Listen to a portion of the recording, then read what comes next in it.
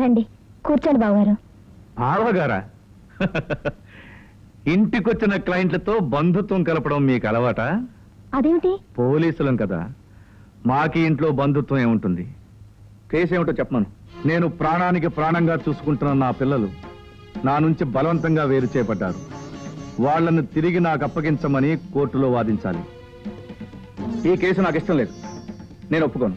బయట బోర్డు పెట్టుకుని మొట్టమొదటిసారిగా నల్ల కోటు వేసుకుని వాదించే అవకాశం వచ్చినప్పుడు ఫస్ట్ కేసు వదులుకోవడం మూర్ఖత్వమే అవుతుంది. ఓడిపోయే కేసు ఒప్పుకోకపోవడమే మంచిది.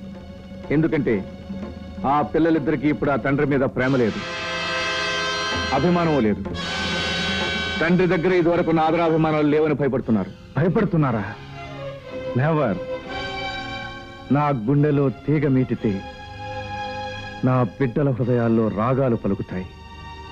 చూస్తారా?